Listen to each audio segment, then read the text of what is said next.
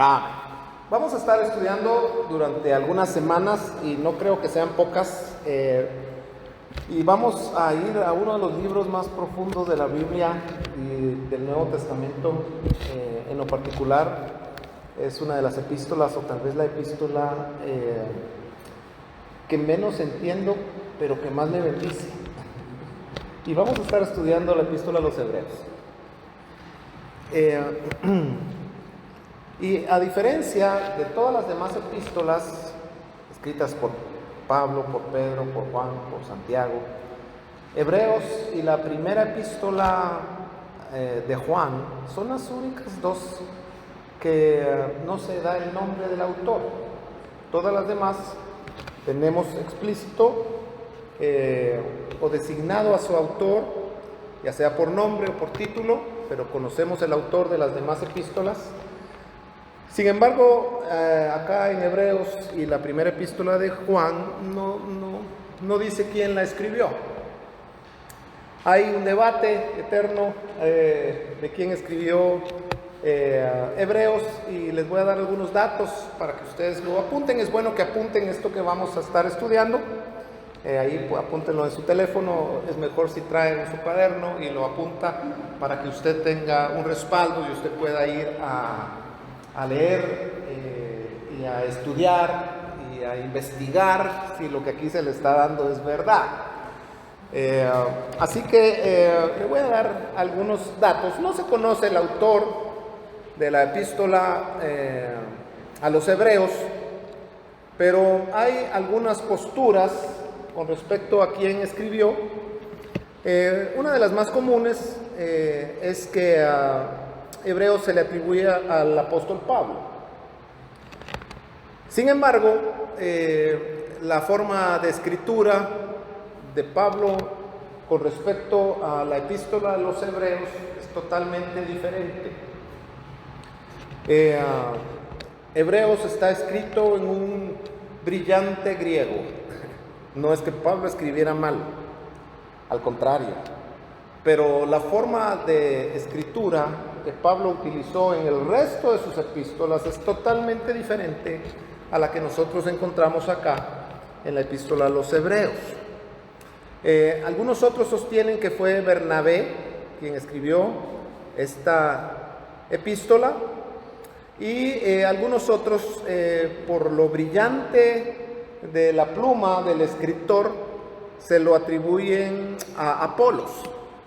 Le voy a dar algunas citas, no las vamos a leer acá, pero le voy a dar algunas citas donde se menciona a Apolos como un hombre brillante, alguien que disertaba espectacularmente la palabra y que su pluma pues era igual de buena, Apolos. Y usted puede apuntar ahí Hechos capítulo 18, versos del 24 al 28, Hechos capítulo 19, versículos 1 en adelante, Primera de Corintios capítulo 1, versículo 12, capítulo 3, versículos del 4 al 6, capítulo 4, versículo 6, Tito capítulo 3, versículo 13. Son algunas de las citas en donde es mencionado a Apolos como alguien extraordinario en el conocimiento y en la disertación de la palabra, pero quizá nunca estemos seguros, por lo menos mientras vivamos en esta tierra, de quién es el autor de esta hermosa epístola. Pero si leemos con cuidado estas líneas que a continuación vamos a estar estudiando, llegaremos tal vez no a conocer a quien Dios usó para escribirla, sino llegaremos a conocer al Dios que usó a esta persona. Y es más importante conocer al Dios que usa a las personas que las personas que son usadas por Dios. A nosotros nos interesa mucho las personas que son usadas por Dios, y muchas veces se nos olvida el Dios que usa a las personas. Nos interesa mucho la bendición de Dios y nos hemos olvidado del Dios que bendice. Corremos a Dios por un milagro, pero dejamos por un lado al Dios que hace el milagro.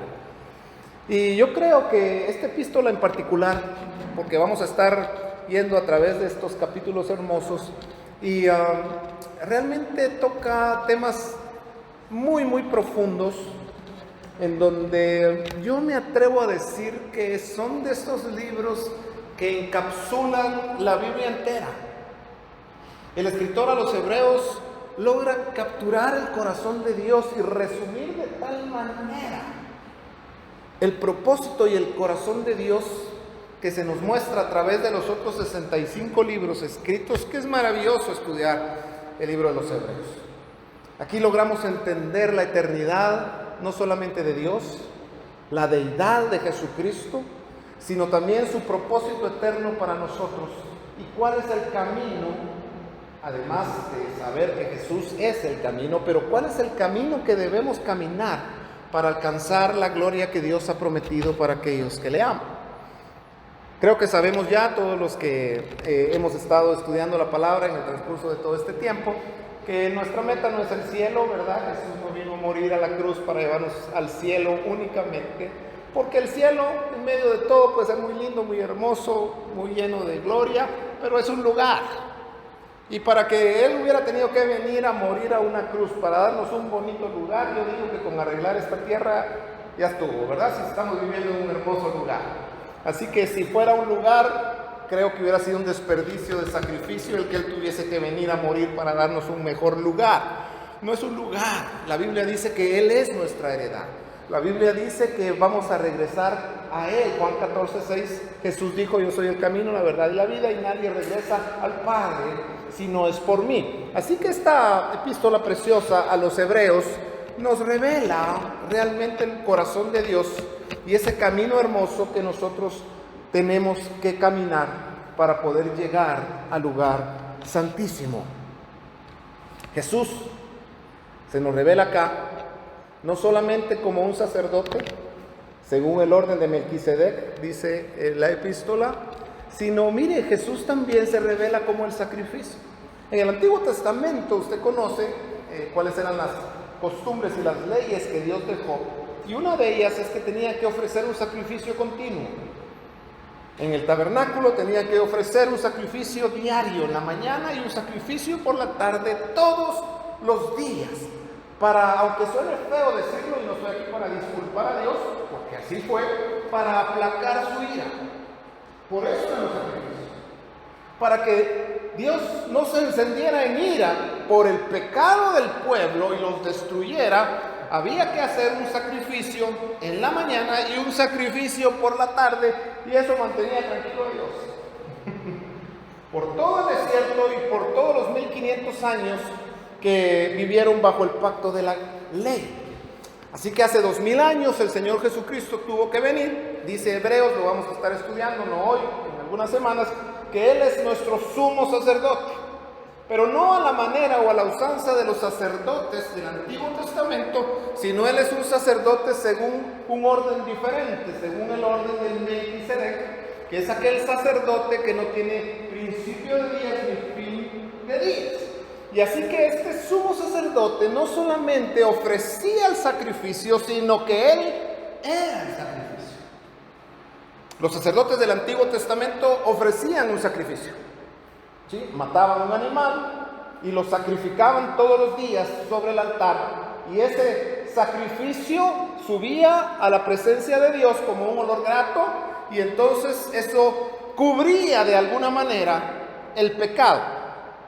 ¿Sí? Cubría el pecado. Jesús no vino a cubrir el pecado, Jesús vino a pagar por nuestros pecados. Así que los pecados eran cubiertos por ese sacrificio, pero mañana había que hacer otro, y en la tarde había que hacer otro, y pasado mañana había que hacer otro, y en la tarde había que hacer otro, así todos los días cubriendo el pecado. Hasta que Él vino, y dice Hebreos, que vino y se ofreció como un sacrificio único, una vez, y no hay más que sacrificar un animal para aplacar la ira, porque ya Él se sacrificó de una vez por todas. Amén. Él es un sacrificio perfecto. Así que Él no solamente es nuestro sumo sacerdote, sino Él también es el sacrificio. Esto es algo muy profundo y lo vamos a estar estudiando en algunas semanas, porque entender esto, mis amados, nos abre el entendimiento acerca del compromiso, no solamente el privilegio, sino el compromiso que nosotros tenemos delante de Dios para cuidar, para honrar ese sacrificio. Porque Él se sacrificó, eso fue su parte, pero nuestra parte es honrar ese sacrificio. Amén. Así que acompáñenme por favor a Hebreos capítulo 1. Y vamos a estar, no pretendo estudiar exhaustivamente cada versículo, porque entonces sí terminamos por ahí por la mitad del milenio, ¿verdad? Sino que vamos a tomar algunos puntos importantes, relevantes, y vamos a introducirnos, a profundizar un poquito en ellos, pero no es tampoco mi intención llevar un estudio versículo por versículo, porque esto se extendería, repito, muchísimo. Así que vamos a estar tocando algunos temas. Hoy nos vamos a dedicar a estos primeros versos y veamos por dónde nos lleva el Señor en el transcurso de este estudio. Amén. ¿Les interesa este estudio? Sí. ¿O hablamos de otra cosa? Ahora no me diga que no, porque ya me quemé las pestañas.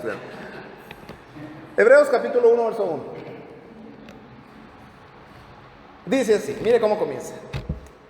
Dios, habiendo hablado muchas veces y de muchas maneras en otro tiempo a los padres, ¿por quiénes habló Dios?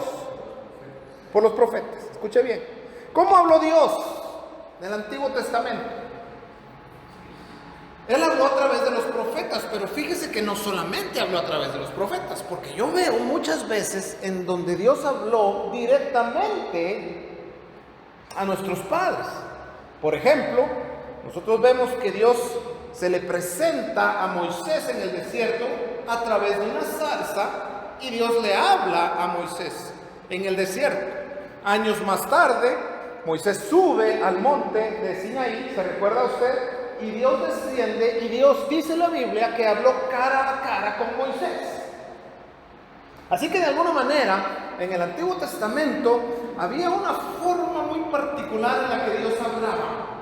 Y yo quiero decirle algo, mi amado hermano, porque pareciera como que Dios, porque estamos viviendo bajo otro pacto, o un mejor pacto, dice la Biblia, porque estamos viviendo bajo un mejor pacto, dice Gálatas, que es el pacto de la gracia. Entonces pareciera como que Dios tuviera que hablar de una manera más clara hoy que en el Antiguo Testamento, porque este es un mejor pacto. Ahora, cuando nosotros tratamos de entender un poquito, oír un poquito más a las Escrituras, mire, por cuanto el pacto de la ley no era tan eficiente, no era tan completo, no era tan perfecto como este pacto, ellos necesitaban tener una experiencia un poquito más allá, sensorialmente, a la que nosotros tenemos, porque si no, no hubiesen soportado. Porque hoy tenemos al Espíritu Santo dentro de nosotros. Hoy la Biblia dice que no es por vista, sino es por fe. ¿Por qué? Porque tenemos a Dios dentro de nuestro corazón, cosa que no tenían los antiguos. No sé si me estoy explicando. Jesús dijo, os conviene que yo me vaya, porque si yo no me voy, el Consolador no va a venir. He aquí, dijo Jesús, yo estoy con vosotros, pero aquí estaré, ¿qué? En vosotros. Hay una diferencia en que Él esté conmigo a que Él esté en mí. Cuando Jesús caminó por 3 años o por 30 años acá en la tierra, ¿verdad? Pero sus últimos 3 años, que fueron su ministerio público, donde Él manifestó la plenitud de Dios, según Juan 1:14, Él caminó por 3 años y medio en esta tierra, pero para que Pedro, para que Marcos, ¿verdad? Para que Juan, ver, pudiesen experimentar lo que Jesús estaba haciendo, tenían que ir a donde Jesús estaba, o Jesús tenía que llegar donde ellos estaban. En otras palabras, pues Pedro se despertaba, era casado, ¿verdad? Entonces él se despertaba, le hacía su desayuno a su mujer, se vestía y le decía, voy a ir a trabajar.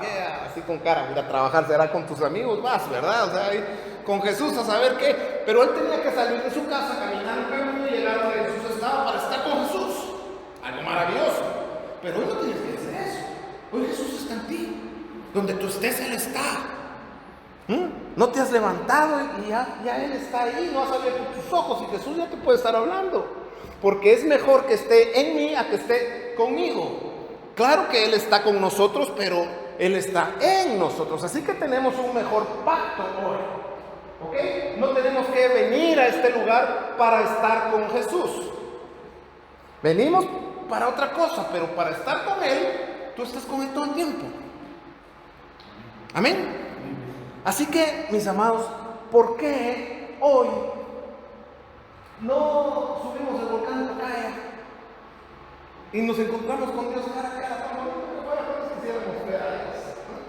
¿Cuántos quisiéramos que el Señor nos diga, subí a la Catenango, verdad? Y bueno, ahí voy pues, ¿verdad? Y cuando llegas, te encuentras con la gloria, con Dios mismo ahí, y bajas con tu rostro brillando. Sería algo maravilloso. Pero eso no pasa hoy. ¿Por qué no pasa hoy? Le voy a decir por qué no pasa hoy. Porque no necesitamos esa experiencia para creer. Moisés sí la necesitaba. ¿Por qué Moisés la necesitaba? Porque no tenía la capacidad de Dios adentro. Porque el Espíritu Santo aún no había venido. Porque el Espíritu Santo es quien nos capacita, quien nos fortalece, quien nos llena de esperanza, de fe. Así que las experiencias en el Antiguo Testamento quizá fueron más, voy a usar esta palabra, un poquito más burdas, ¿verdad? Un poquito más sensoriales.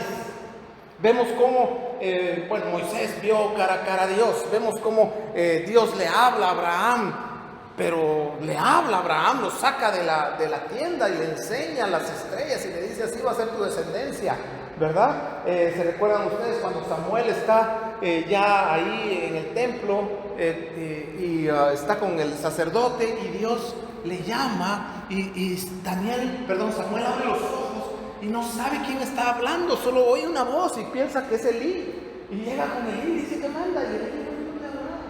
Y hasta la tercera vez, mire qué sacerdote Elí, ¿verdad? Más chueco que saber qué, hasta la tercera vez entendió que Dios le estaba hablando a Samuel y entonces le dice, cuando vuelvas a escuchar la voz, es Dios quien te está hablando, dile, Señor, ¿qué quieres que haga? Dime aquí.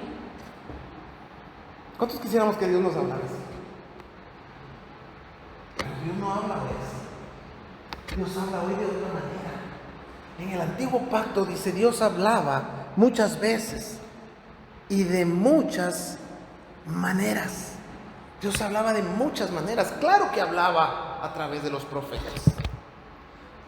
Pero Dios le hablaba a los profetas.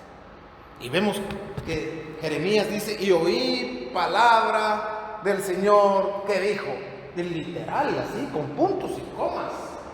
Lo vemos en Isaías, lo vemos en Ezequiel, lo vemos en los profetas. Dios, a Elías, Dios le habló cuando estaba todo depre debajo de un enebro porque doña Gesa lo quería matar, ¿verdad? Y llega Dios y le habla, y lo levanta, le da ánimo, le manda cuervos para que lo alimenten. O sea, la forma de trabajar de Dios en el Antiguo Testamento era muy diferente a la forma en que trabaja hoy con nosotros. Nos encantaría vivir hoy bajo la gracia, con el Espíritu Santo y con todos los recursos que tenemos, tener esas experiencias, sería algo maravilloso, ¿verdad? Pero entendamos algo, hoy no las necesitamos para seguir creyendo. Y como Jesús le dijo a Tomasito, bienaventurado el que, ¿se acuerda qué dijo? Bienaventurado el que sin haber visto cree. Es bienaventurado el que no ve, pero sigue creyendo. ¿Cuántos no hemos visto a Dios, pero sigues creyendo? ¿Cuántos no han visto su milagro todavía, pero sigues creyendo? Porque tu fe no depende del milagro, tu fe depende de Dios. Amén. En el Antiguo Testamento sí dependía un poquito de lo que Dios hacía, o bastante. Hoy no. Hoy depende de una convicción en el corazón. Y Hebreos es maravilloso porque nos da, mire, Hebreos hace la transición perfecta entre las experiencias de la ley y las experiencias en la gracia. Así, pero entra puro tobogán, vamos, va a caer a la piscina. Y no nos damos cuenta cómo Hebreos nos lleva a través de toda la Biblia, nos enseña lo que Dios hizo en el Antiguo Testamento y nos da la interpretación y la revelación acerca de esa verdad. Por ejemplo, con el tabernáculo de Moisés. Lo vamos a ver, vamos a estudiarlo. Allá en el capítulo, no sé cuántas semanas nos faltarán para llegar ahí, pero en el capítulo 9 y en el capítulo 10, él hace una semejanza entre la figura del tabernáculo de Moisés con nuestra experiencia con Dios hoy. Esto es maravilloso, porque entonces cuando leemos el tabernáculo de Moisés entendemos por qué está ahí, por qué hay una puerta, entendemos por qué hay un altar de sacrificio, por qué hay una fuente, por qué hay un candelabro, por qué hay una mesa de panes, por qué hay un altar de incienso. ¿Y qué significa el arca del pacto? Que en aquel entonces era un mueble de madera forrado de oro, y donde adentro había maná, había las tablas de la ley, estaba la vara de Aarón. Eso había, y la gloria de Dios estaba ahí. Hoy ya no existe ese mueble, pero eso significa algo maravilloso, porque el arca del pacto no es un mueble de madera, dice Hebreos. El arca del pacto es nuestro Señor Jesucristo, y poder encontrarnos con Él nos introduce a un ambiente totalmente diferente al que nosotros estamos acostumbrados a vivir. Así que dice, Dios, habiendo hablado muchas veces y de muchas maneras en otro tiempo a los padres por los profetas, ya vimos que no solo habló por los profetas, sino que aquí dice habló de muchas maneras en otro tiempo a los padres por los profetas. Ahora el escritor a los Hebreos dice, en estos postreros días.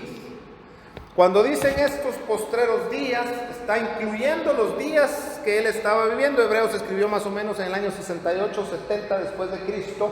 Él está diciendo, en estos postreros días, o sea, se refiere a los días después de la muerte y la resurrección de Cristo, cuando se instituyó la gracia y comenzó el cuerpo de Cristo a funcionar, al que le llama mi iglesia. En estos postreros días, Dios, ¿cómo habla? Dice, Dios ha hablado por el Hijo. Y el Hijo lo pone acá, lea usted su Biblia, y lo pone acá con H mayúscula, porque no está hablando de cualquier hijo, está hablando del Hijo. ¿De qué Hijo está hablando? Está hablando de Cristo. En estos postreros días nos habla a través de Cristo. Durante específicamente 3 años y medio, habló a través del Hijo por medio de Jesús. Todos los que vivieron en el Israel de ese momento y escucharon a Jesús hablar, pudieron decir, oímos a Dios hablar a través de un hombre, a través de Jesús. Juan 1:14, y vimos su gloria, gloria como del unigénito del Padre, lleno de gracia y de verdad. Así que por esos 3 años y medio, esto es importante, escuche, por esos 3 años y medio, Dios habló a través del Hijo por medio de Jesús. Pero Jesús murió en una cruz, resucitó al tercer día y, como dicen los patojos, se fue. se fue. Y hoy, dice la Biblia, está sentado a la diestra del Padre, intercediendo por nosotros. Pero Él no solamente está ahí, sino que Él también está, aquí, está en mi corazón. En aquel momento, el Hijo, que era Cristo, escuche bien, el unigénito, esto ya lo he enseñado antes, se lo voy a decir rápido, el unigénito del Padre, ese es Cristo, le vamos a decir Cristo, amén.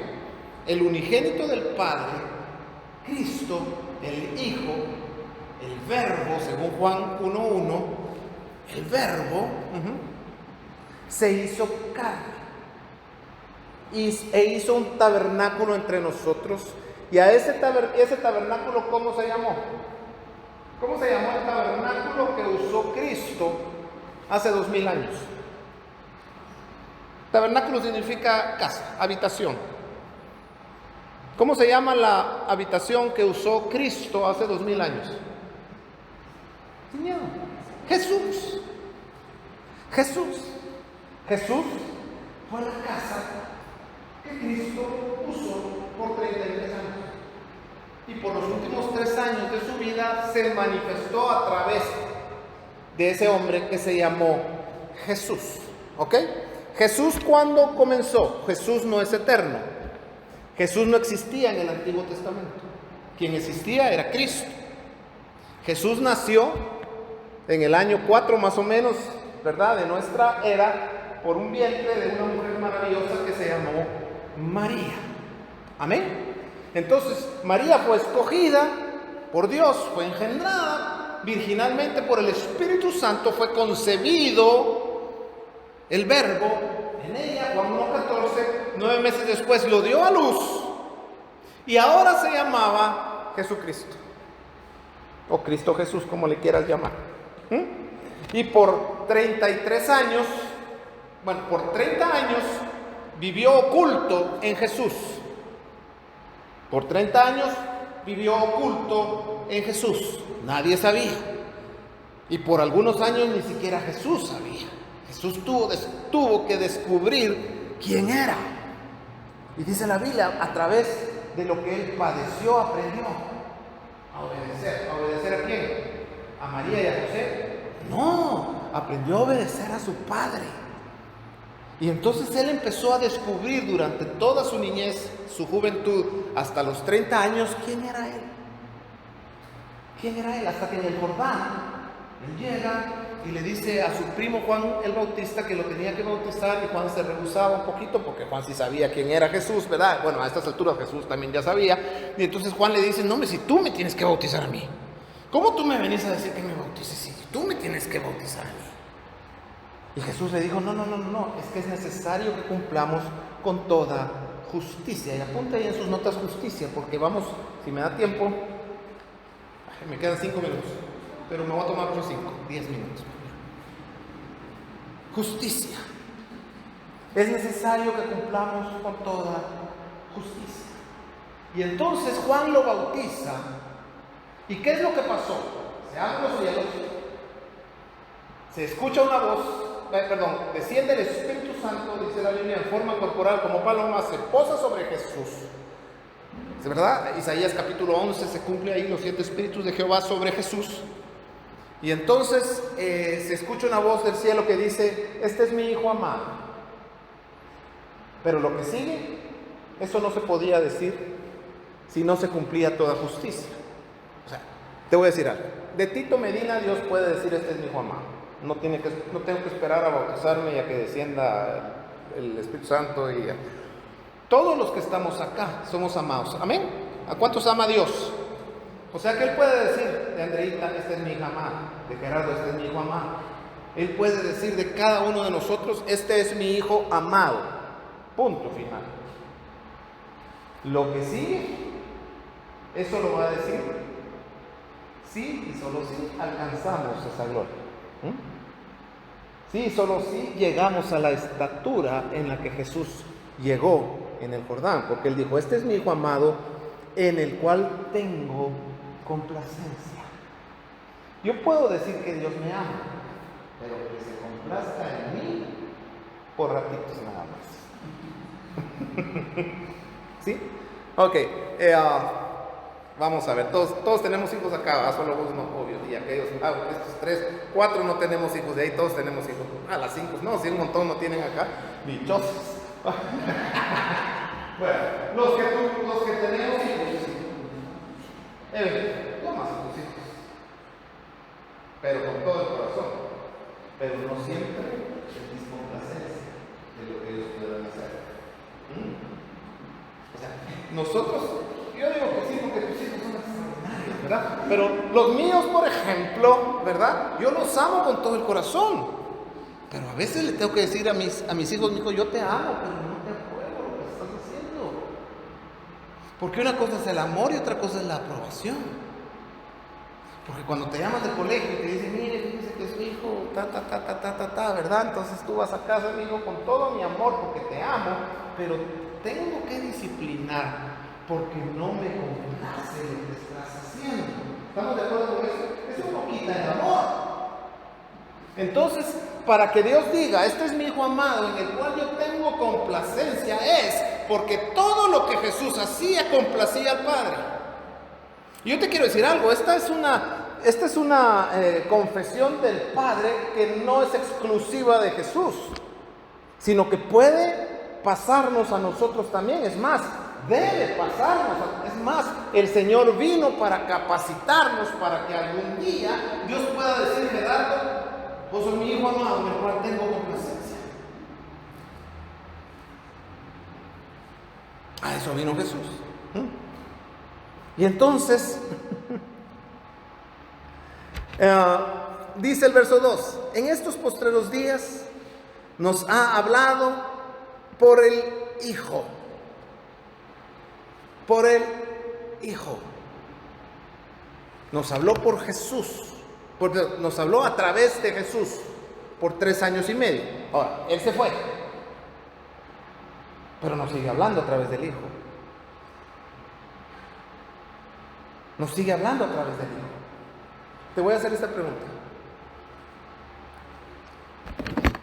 ¿Cuántos creen que estamos hablando la palabra de Dios acá hoy? Así que se los digo con todo el mundo. ¿Ok? Pero tú tienes 2 opciones. Tú puedes estar oyendo a Dios hablar o puedes estar oyéndome a mí hablar. Y te voy a decir algo, diciendo lo mismo. Porque yo solo soy un vaso que Dios usa. Pero si tú me oyes a mí, vas a decir, qué bonito mensaje o qué feo mensaje, ¿verdad? Qué interesante, qué profundo o nada que ver. Pero me oyes a mí. Pero supongamos que yo estoy hablando bonito y que el mensaje está bueno. Entonces tú vas a decir, wow, qué mensaje más bonito. Si me oyes a mí, no pasa de ser un mensaje bonito.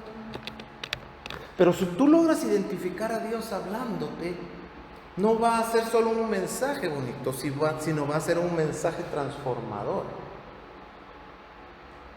Tomando en cuenta que Dios habla a través de mí, pero tú puedes estar oyéndome a mí hablar y no a Dios hablar, aunque estemos hablando lo mismo. No sé si me estoy dando a entender.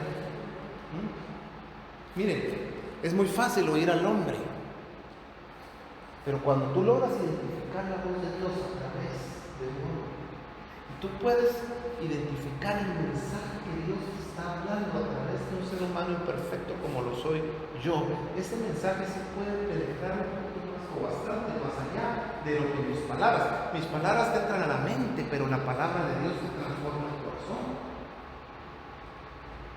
Dios sigue hablando a través del Hijo, pero ya no nos habla directamente el Padre como con Moisés en el monte Sinaí, sino que hoy te está hablando a través de este servidor, te puede hablar a través de la señora que te llega a hacer el aseo a tu casa, te puede hablar a través de tu jefe, te puede hablar a través, a través de hasta del presidente puede hablar Dios, aunque tú no lo creas. Si habló a través de una burra, ya Balaam puede hablar a través de cualquiera, ¿verdad? Así que Dios nos sigue hablando, pero puedes oír una burra o puedes oír a Dios hablando a través de la burra, como lo hizo Balaam. Puedes oír al vaso o puedes oír al que está llenando ese vaso. Y ese es nuestro reto. Dios sigue hablando hoy a través del Hijo. Y tenemos que aprender a escuchar la voz del Hijo hablándonos. Identifica la voz del Hijo. En estos postreros días nos ha hablado por el Hijo, a quien constituyó heredero de todo. Escuche bien. Y por quien asimismo hizo el universo. Mire, es que aquí hay tanto que hablar. Cuando yo estudié en el Instituto Bíblico hace 30 años, había un curso el curso de Hebreos, yo lo recibí.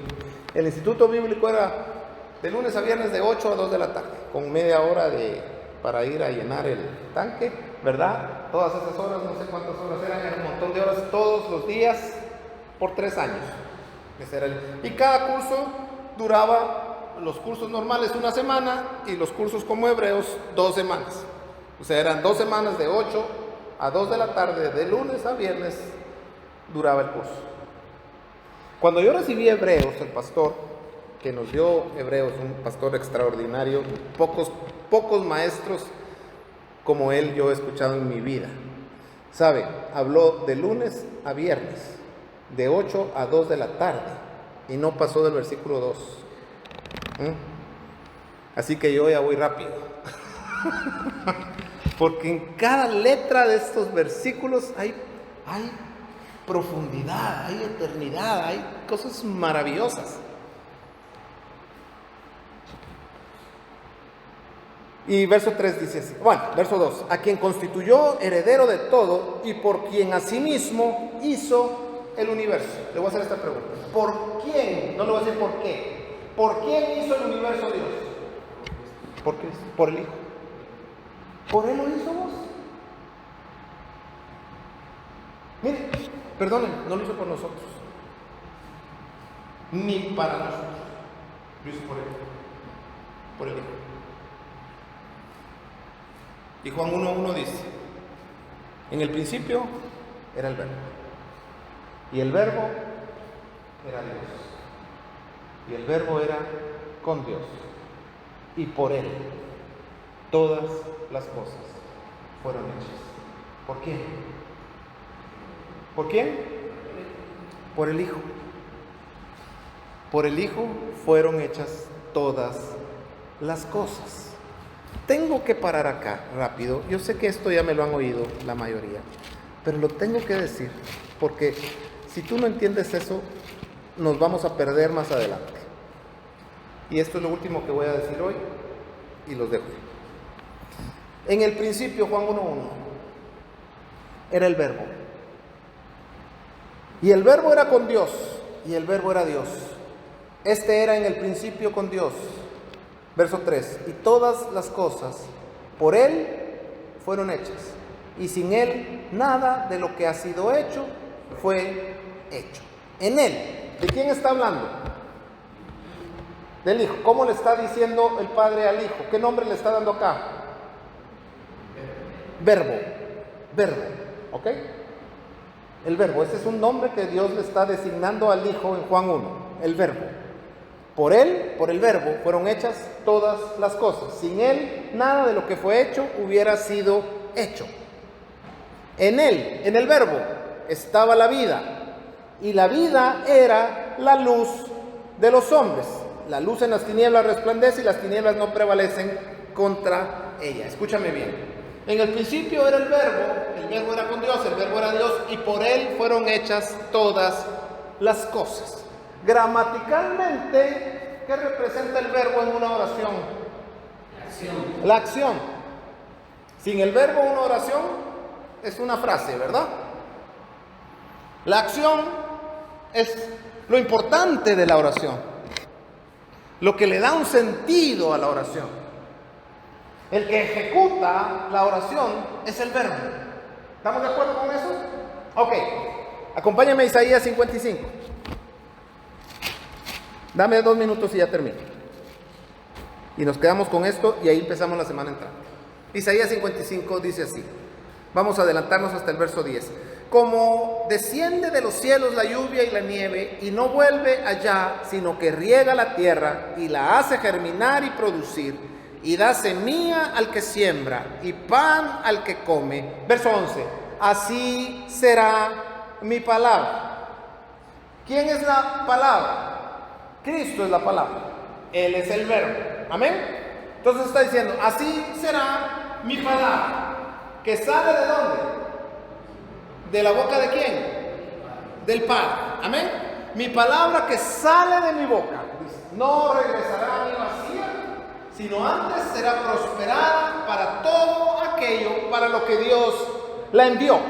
Cada vez que el Padre habla, ¿qué sale? Te lo voy a repetir. Cada vez que el Padre habla, ¿quién sale? ¿A qué? A ejecutar. Cada vez que el Padre habla, sale el Hijo. ¿A qué? A ejecutar. Porque Él es el verbo, Él es la acción. Él hace lo que el Padre dice. Por eso es que Jesús dijo, yo no hago nada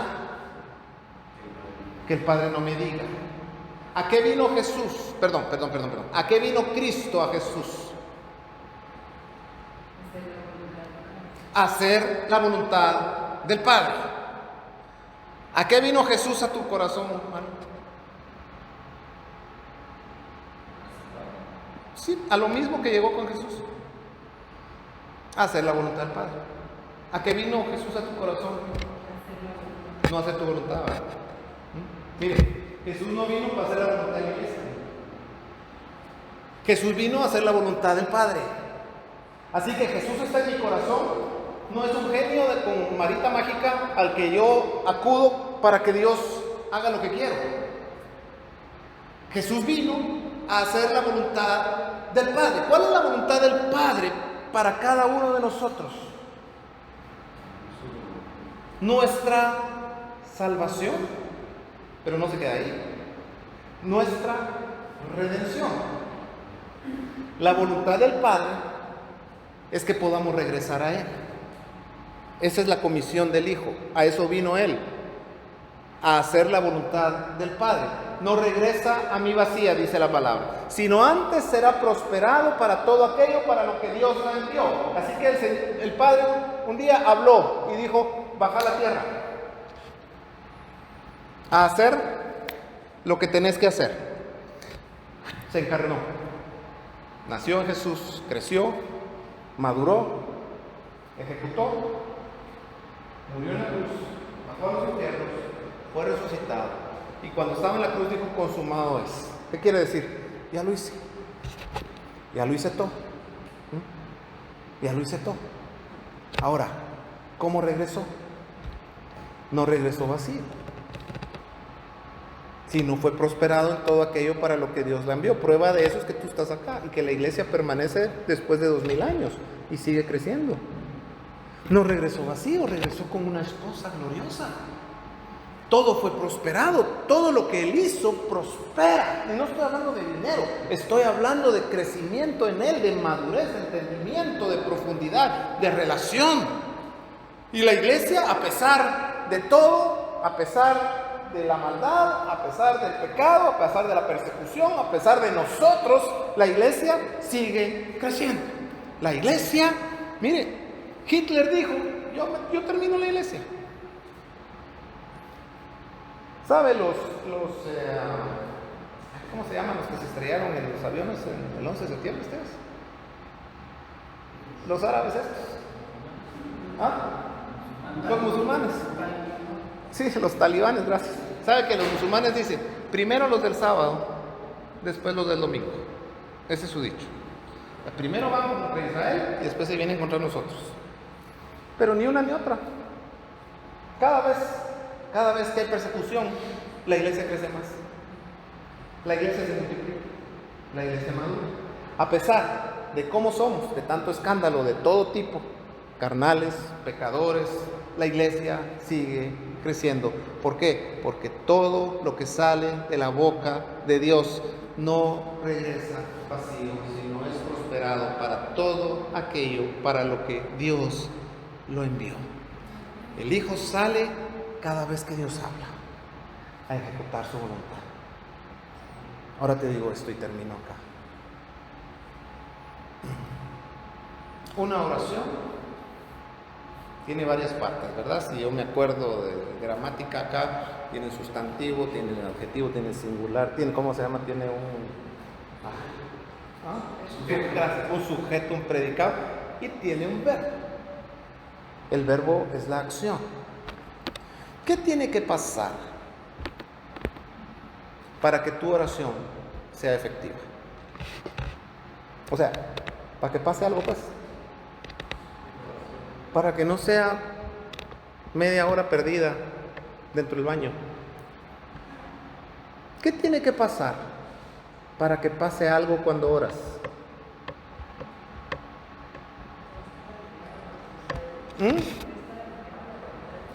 Sí, pero algo hace que la oración pase de ser un rito a ser algo que transforma, que haya vivencia.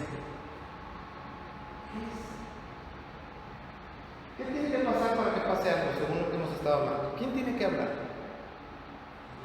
Cuando Dios habla, ¿qué pasa? Cuando Dios habla, las cosas pasan. Nuestra oración, el reconocimiento de lo que es. Ok, mira. Cuando Dios habla, sale el verbo y ejecuta. ¿Qué pasa cuando yo hablo? Nada. Porque no tengo ese poder. Pero sí lo puedo tener. Cuando el que habla no soy yo, sino es Dios a través de mí. Cuando Dios habla a través de mí, las cosas van a pasar, porque no soy yo, Dios. Ahora, ¿qué tiene que pasar cuando yo oro para que en mi oración pase algo? Exactamente. Por favor, estrellita para la señora. Que Dios hable. Ahora te voy a hacer esta pregunta. ¿Cuándo dejas hablar tú a Dios cuando estás orando? En algún momento en tu oración te quedas calladito, por no decir una palabra tan grotesca como la que dicen los muchachos hoy, ¿verdad? Pero en algún momento en tu oración dejas de hablar tanto. ¿A qué Dios habla? Les voy a decir esto. ¿Por qué usted está calladito?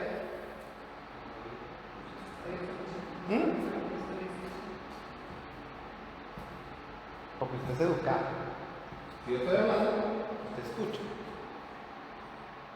Cuando yo me caigo, usted puede levantar su mano y pueden hablar. Cuando yo pregunto, usted puede hablar.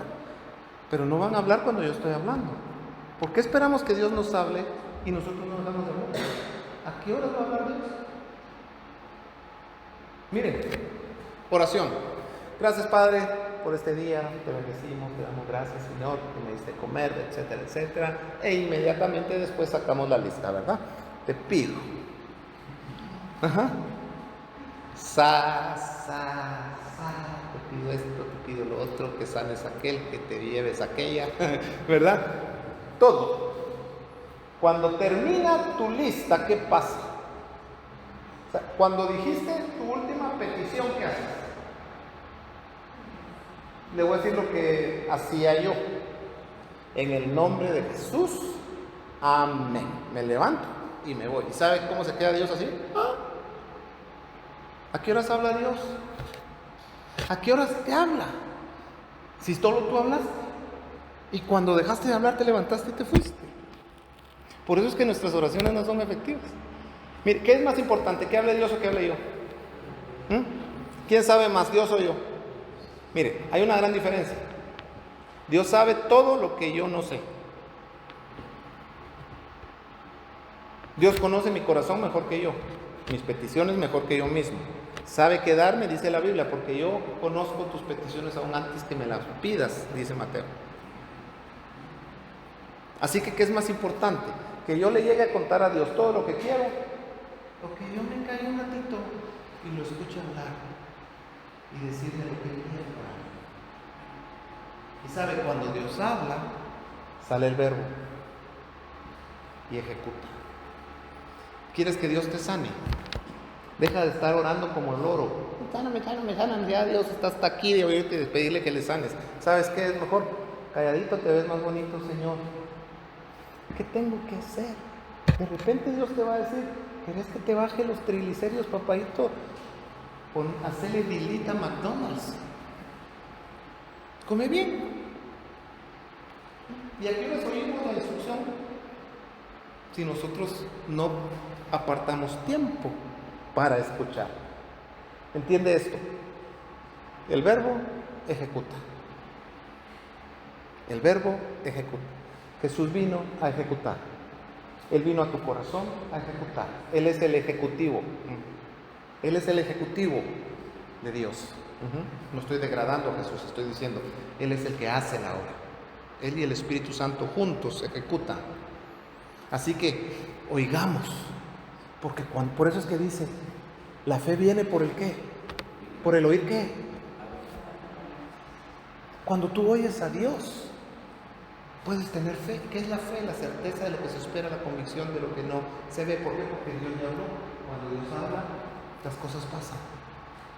Las cosas no pasan porque yo sea un necio y no deje de estar recalcando y pidiendo. Las cosas pasan cuando Dios dice que sí y las cosas no pasan cuando Dios dice que no.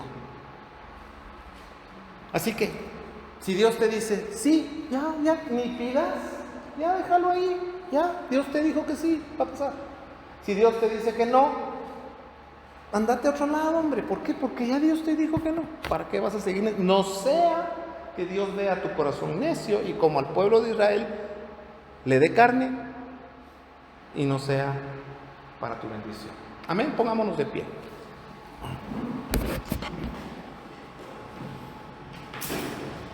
Mire, si así comienza Hebreos, imagínense cómo va a terminar. Pero esto es necesario entenderlo, ¿saben por qué? Porque si no entendemos esto, no vamos a entender el resto.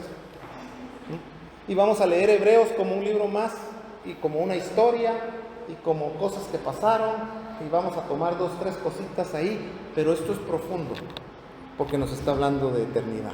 Amén. Padre bendito, gracias te damos por esta hermosa noche, gracias por tu presencia, por tu palabra. Señor, bendice a mis hermanos acá. Llévalos con bien, Señor, y que en esta semana tú puedas hablarnos al respecto de esta porción de la Escritura, Señor, para poder entenderla y vivirla y agradarte a ti sobre todas las cosas. En el nombre de Jesús, amén y amén. Consejo, leas Hebreos esta semana para no venir en gallo la otra, ¿verdad? Y los esperamos acá el domingo a las 10:30, estamos teniendo nuestro culto. Acá los jóvenes se van esta semana, no van a tener culto, el sábado no tienen culto los jóvenes porque andan en Jalapa haciendo labor social, pero el domingo sí nos reunimos acá a las 10:30. Amén, Dios los bendiga, gracias por estar acá, que les vaya bien y que no los mate un tren. Amén.